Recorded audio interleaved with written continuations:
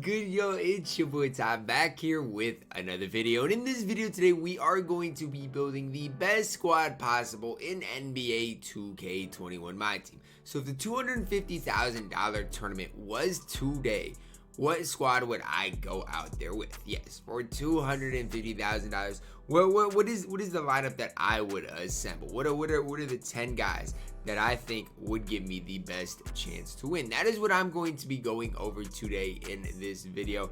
But before we dive into that, if you are new to my channel and have not yet, please consider smashing that subscribe button as we are on the road to 60,000 subscribers. So we're just going to start off here at the point guard position, at the starting point guard position. One of the easiest ones for me to do is plug in Grant Hill. For those of you who watch the top 10 point guard, you know that Grant Hill was at the top of my top 10 point guard list, and deservedly so. I do firmly believe that he is the best point guard in NBA 2K21 MyTeam, and I don't even think it's particularly close. It's 6'8", Pro 3, moving behind the back, Pro 2 tween.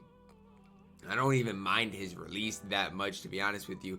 And I mean, the big thing is if you're playing unlimited, you don't have to green every shot in the game anyways. Like, a lot of the whites go in. Now, he will green. It's just a super fast kind of timing of a release. But I really do like Grant Hill. I like what he can bring to the table, especially on the offensive end. After Grant Hill, we are going to talk about the shooting guard position, in which I am going to plug in center shooting guard Kevin Durant. Now, the reason I like Kevin Durant more than a guy like let's say like DeRozan. Here's the thing about Kevin Durant. He's 6'10". That length is something that you just can't make up. And obviously right now I don't play the game enough, in which I've been struggling lately with Kevin Durant's release. But normally one of the most knocked down releases in 2K. And it's just really the defense more than anything. At 6'10", he can cover a lot of ground, can really get in lanes. And that's the thing you're going to see throughout my whole entire squad, is how much height and versatility I'm putting out here. Because the thing is, now in 2K, everybody's running super tall lineups. You're not seeing the Juan Carlos Navarros of the world anymore, really.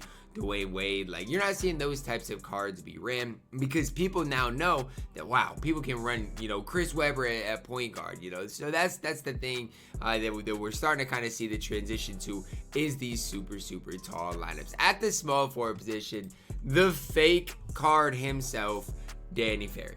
Now, if I had to play in $250,000, I would have grinded for Danny Ferry on repeat. There's no doubt about it. This card is absolutely incredible. 6'10", has I shouldn't say easiest release, has the best release in the game. It's not necessarily the easiest because of how quick it is. It's not like he's just a spot-up shooter. Can handle the ball, can play defense, can shoot the ball. Like, he can literally do everything on the court. You go 6'8", 6'10", 6'10", and your lineup's already got a ton of height. Defensively, more than anything, is where you're really going to notice that big-time impact. Power forward, we're starting the man, the myth, the legend, Giannis Antetokounmpo.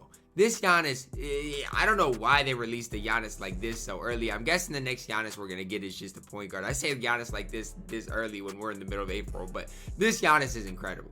The other Giannis's in the past haven't necessarily had the best dunk packages. This Giannis does. Hall of Fame Showtime, can get range extender. I think he has a hot spot from that left hash as well.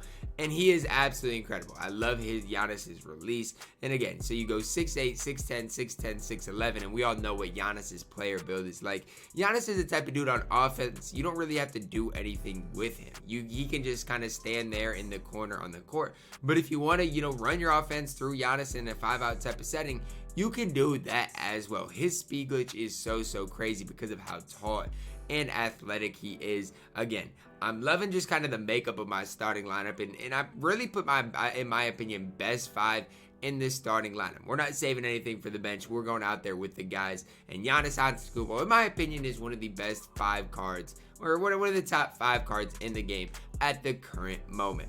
At the center position, we are going to go ahead and start Kareem Abdul-Jabbar. Now, a lot of people are like, who is better, Kareem or Wilt? And my answer to that question is, it's ultimately preference. For me, I probably prefer Kareem just because I feel like he moves a little better on the defensive end. But the more I'm using Wilt, the more I like Wilt too. Like, both those guys are absolutely incredible. Honestly, wish you could play them together, but they only have center eligibility, which is kind of a letdown. You guys can see the average height of my starting lineup here is right around 6'11". That's absolutely insane to think that your average height can be, I guess it's probably 6'10" because you got KD and Ferry, but 6'10", 6'11" in your average lineup. Like, that is just absolutely ridiculous to think that we're in that stage of 2K right now, where people can just go out there with the tallest lineups possible and have a lot of success. Now, I might get a lot of hate for my bench point guard, guys, because he's not a card I was super high on when 250K was actually played.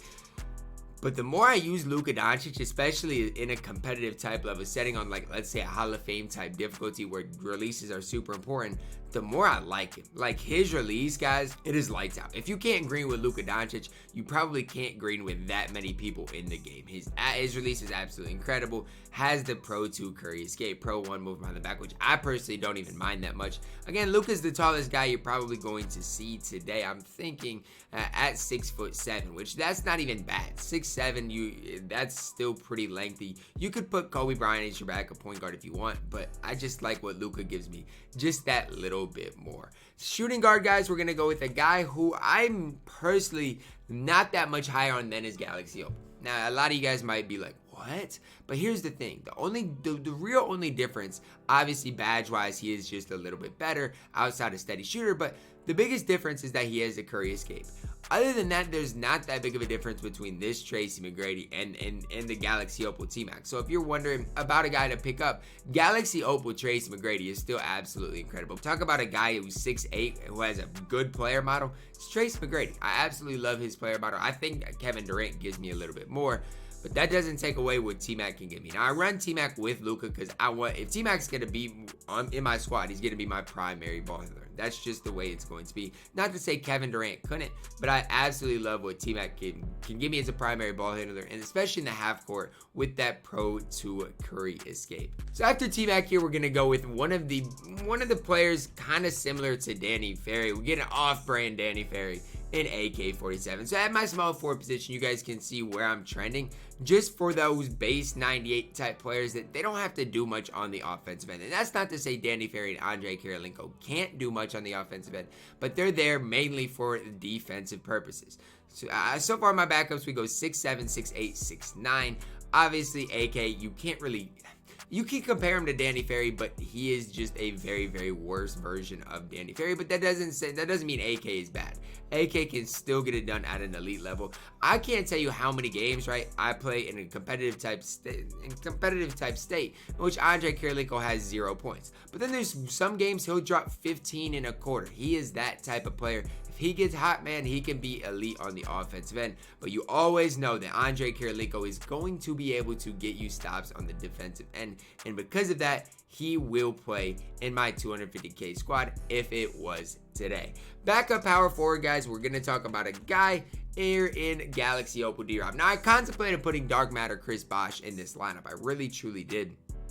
But the big thing is D-Rob's 7'1", Chris Bosh is only 6'11". That's really the biggest difference here. You guys know I love defense, and David Robinson is just that little bit better defensively than a Chris Bosh type of player. Now, what D-Rob gives you guys, obviously, he does give you in my opinion, a more consistent shooter than a Giannis Antetokounmpo. Obviously, I don't think he's quite as good on defense, and I think Giannis does a little bit more for you, but there's no doubt about it. If you grinded for David Robinson, you didn't grind for a bad player, especially the fact that he can play the power forward position now.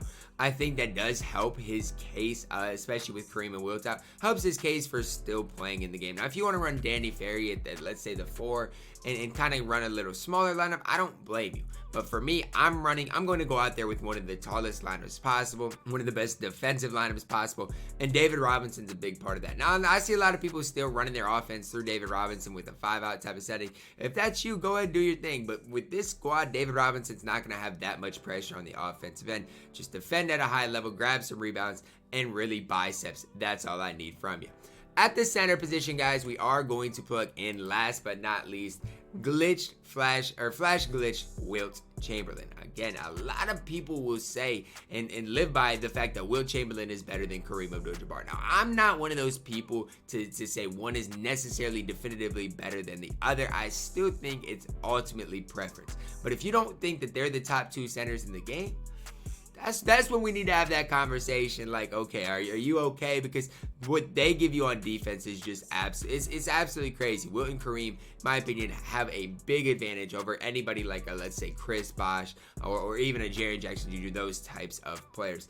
But this is my lineup that I would go out there with if the $250,000 tournament was today. The average height of my bench, you guys can look, you got 7'1", you got, what is Will? 7'1" too, right? 7'1", 7'1", 6'9", 6'8", 6'7". So probably the average there, you're looking at close to 6'10". My starting lineup, you're looking at the average close to 6'10". So all in all, guys, the average height of my lineup is right around 6'10", which is just absolutely ridiculous to think about. But that's just the kind of era we are in NBA 2K21. But comment down below if $250,000 was today, or even if you just have to go out there with the best squad in Unlimited today, what lineup are you guys rocking with? Let me know that down below in the comments, guys. I hope you guys did enjoy the video. Drop a like on the video, subscribe if you are new, and as always, man, I love you guys, and have a blessed day.